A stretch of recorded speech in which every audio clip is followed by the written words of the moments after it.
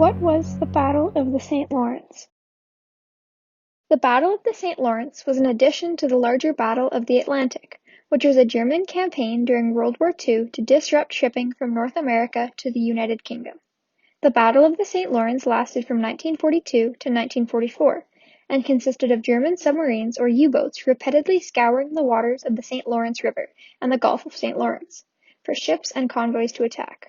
The battle resulted in German U-boats sinking 23 ships and costing hundreds of lives. It was the first time since the War of 1812 that naval battles took place in Canada's inland waters. What happened during the first attacks of the Battle of the St. Lawrence?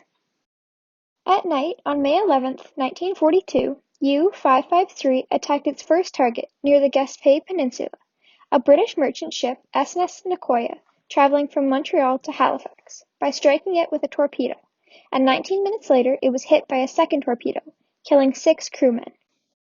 2 hours after, they struck again, this time at the SS Lido, which sank in only a few minutes and left 12 of the 43 crew members killed. 7 weeks after the sinking of the SS Lido, July 6, 1942, a German submarine hunted down a convoy of 12 vessels traveling from WWII, Quebec to Sydney, Nova Scotia, and sank 3 of the vessels. Again, on September 7, 1942, a convoy of 8 merchant vessels and 5 escorts were attacked after the convoy left WWII. 2 vessels were sunk, including an armed yacht Raccoon, which was on escort duty. All 38 crew on board were killed. On September 8th, a different submarine struck the same convoy, sinking 3 more freighters and killing 10. On September 9th, the federal government closed the St. Lawrence to overseas shipping. Many saw it as a bitter defeat for the Allies, but historians later said the decision was made to divert military resources from the St. Lawrence to the Mediterranean, to support a major secret Allied offensive plan against the Germans in Europe and North America. The closing of the St. Lawrence to overseas shipping did not clear the area of all marine traffic, for many ships still use the route to supply domestic needs. What was the deadliest attack during the Battle of the St. Lawrence? The last attack by a German U-boat in 1942 was the deadliest of the battle. On October 14, 1942, U-69 was in the Cabot Strait on its way home from an unsuccessful campaign in the St. Lawrence, when it spotted the ferry SS Caribou on a night crossing from North Sydney, Nova Scotia, to Port aux Basques, Newfoundland, carrying 237 passengers and crew. U-69 launched a torpedo, striking the Caribou. The ferry's only escort, HMCS Grand Marais, following naval directions, went on the attack, trying to ram U-69 and dropping a series of depth charges. The U-boat escaped, and after 2 hours of searching, the Grand Marais gave up the chase and returned to pick up survivors. Although the Grand Marais was following protocol, the decision to delay the search for passengers was a really difficult decision for the Grand Marais' captain, who later said, "Oh my God, I felt the full complement of things you feel at a time like that. Things you had to live with. You are torn, demoralized, terribly alone. I should have gone on looking for the submarine, but I couldn't. Not with women and children out there. I couldn't do it any more than I could have dropped depth charges among them."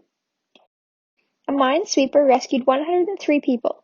2 of the 103 later died from exposure. The SS Caribou was the 21st and final ship sunk by German submarines in 1942, over a 6-month span. What did the Canadian government do to protect the ships and convoys of the St. Lawrence? To protect the shipping within the St. Lawrence River from what is believed to be possible threats from the Germans, the Canadian Navy opened a new base, HMCS, called Fort Ramsay in Gaspé, Quebec, on May 1, 1942, that was given 1 small 18-meter vessel and no aircraft. Canadian politicians and naval officials believed it was only a matter of time before German submarines would begin to attack the Gulf, since they had been fighting in the Battle of the Atlantic for almost 3 years already.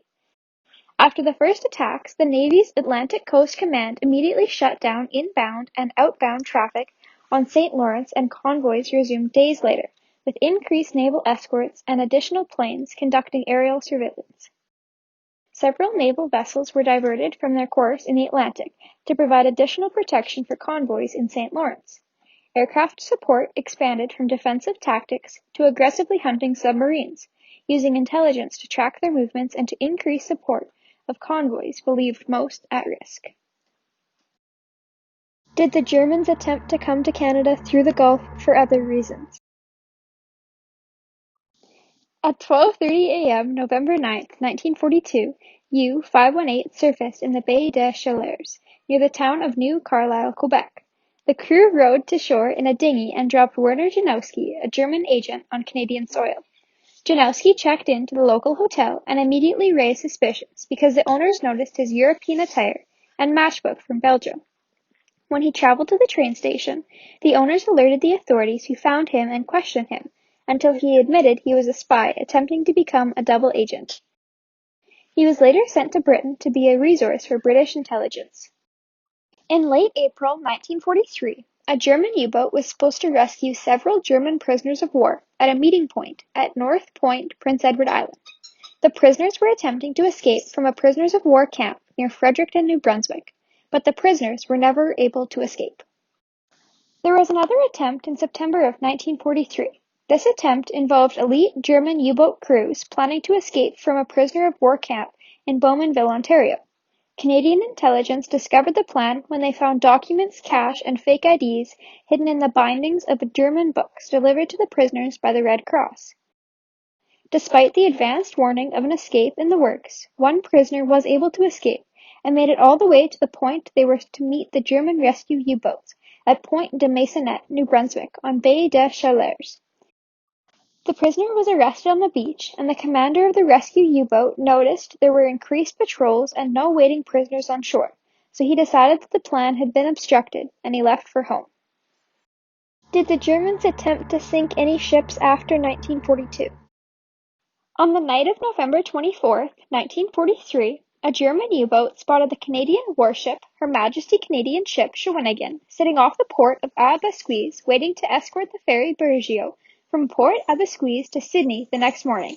The German U-boat fired a torpedo, striking the Her Majesty Canadian Ship Shawinigan, causing it to sink before being able to send a distress signal. All 91 naval crew were killed. In 1944, while plans for D-Day were underway, the Allies' demand for supplies increased. Luckily, they also had advancements in intelligence and communication, which allowed the Allies to track German movement in the Atlantic more efficiently, and convoys were grouped only when intelligence determined that attacks were possible. In August 1944, Allied intelligence intercepted messages that indicated German U-boats were once again headed to the Gulf of St. Lawrence. The military aggressively tracked the submarines with aerial and naval patrols and forced them to remain submerged most of the time, presumably stopping any attempts, and ended 1944 by only striking 3 ships and sinking 1.